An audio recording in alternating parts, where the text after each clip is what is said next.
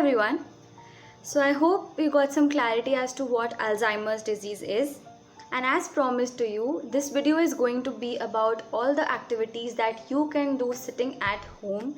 And these activities have been proven to be very beneficial in improving the longevity of the lifespan, along with managing all the symptoms of Alzheimer's disease, especially if this is diagnosed at a very early age.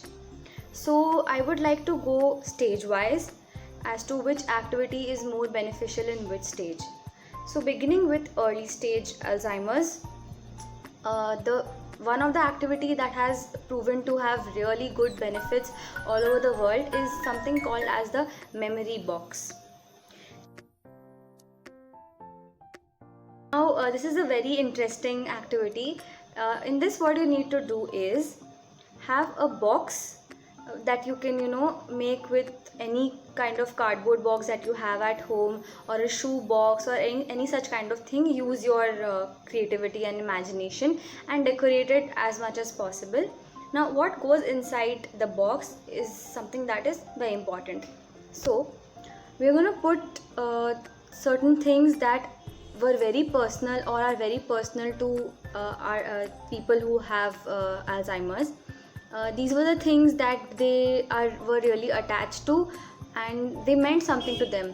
For example, old photo albums, places that they have visited. If you have the kind of clothes they used to wear during that time. A lot of people used to write letters, so you can have a stock of those letters. Jewelry, if it's a woman that we're talking about, or any kind of accessory if it was a man, and things that have personal value to the person. So depending on whoever you are trying to help here, just gather a box, decorate it as much as possible, and dump these things so that the individual stays in touch, and this reduces the rate at which the forgetting progresses.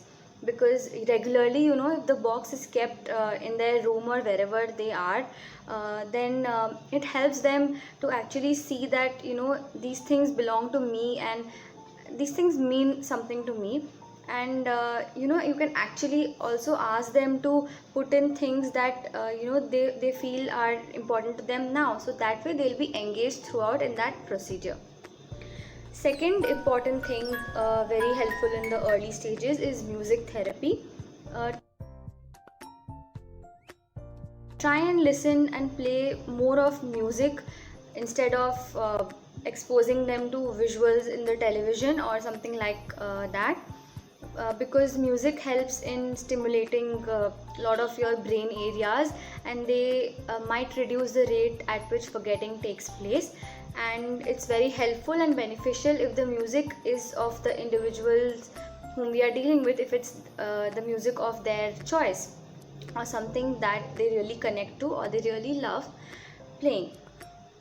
Third activity very helpful in early stages is involving them in cleaning their cupboards or their drawers, so that they, when they are cleaning, they actually see certain things that they might be using, such as old files, such as like I mentioned, jewelry, accessories, nail paints, makeup stuff, something like that if it's women, or hats or ties and sticks and different things if it's a man.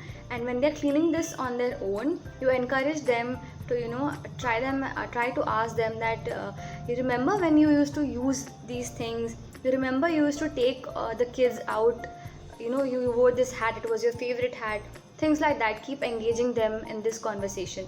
These activities really help in the early stages. Now coming to the middle stage. In the middle stage, always remember that whenever we are engaging them in any sort of activity, try and avoid sharp objects, ropes and things like that, because there's a tendency, when there's disorientation towards later stages, or sometimes it happens the middle stage also, they might try to hurt themselves or put those things in their mouth. So we need to take these precautions. So middle stage activity 1 is involving them in small tasks related to kitchen.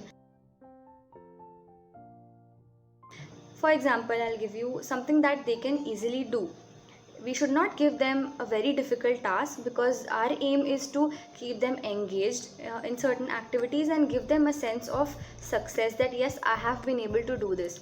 So something like, dressing the salad, peeling the potatoes, or peeling the fruits that are there, something like that, or verbally telling you that what goes in what kind of recipe, and things like decorating the table before laying the plates on the table before a meal, things like that. Then in middle age, you can also engage them in folding laundry. The most proven and the most effective laundry that works is towels, because towels are very easy to fold. So get towels of you might be having towels of different sizes at home, and you can ask them to actually fold it.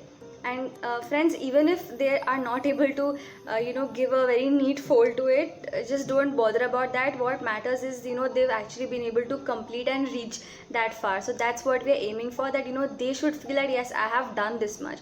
So always appreciate whenever they finish a particular task. In middle ages, something that really stimulates your ability to make decision is something that we call as sorting. This can be sorting of color, sorting of shapes or patterns, or something like that. So many people use cards to sort them. Give those individuals a deck of cards, and ask them to sort according to colors or according to the shapes or numbers. But you can also use something that is more handy, that is, we have pulses of different types and colors. So pulses are a really effective way. You can give them pulses in a plate, and they can actually sort the pulses depending on the color. So this will keep them engaged, and it is very intellectually stimulating also. Now, coming to the third stage where things get very difficult, we also need some sort of stimulation at this age, and the need increases because they need lot of touch, and because the sense of because what happens is they are unable to sense certain things, such as smelling, such as feeling something on their body. So time to time we need to stimulate these areas. So aromatherapy helps a lot. Like you can put a scented candle in their room. If you don't have that, you can use a scent stick. You can use their favorite odor scent in the room. And it's also important that visual stimulation happens. So for that, what you can do is always change the setup of their room, so that they realize that something different is happening, and they actually stay oriented to that scenario. And time to time, it's important to give them a lot of massages using oils or creams or whatever, something of that sort, that gives them this feeling that yes, I can feel something on my skin. So that stimulation is very much important. Now certain intellectually stimulating activities which are effective throughout the stages is playing lot of word games, because I mentioned in the previous video that they have difficulty in finding words to communicate, especially towards the middle and the later stages. So what you can do is play games like sentence constructions. Then what you can do is always give them certain situations, that for example, I decide to go for a picnic with my family. So what are the things that I'm going to carry in my picnic basket? Something like that. If I decide to cook a recipe of their choice, you can just mention anything. What are the 5 main ingredients in this which I will be using? So things like that helps in the in the middle stages, in fact, and these are very intellectually stimulating. So you can always invent games on these broad categories that I mentioned. And this video was just to give a brief outline as to what are the kinds of activities that we can engage these people in, so that we can actually help them, because they do require a lot of assistance, lot of help from time to time. And if we can do this with our little efforts, without wasting any money, it's really going to help these people.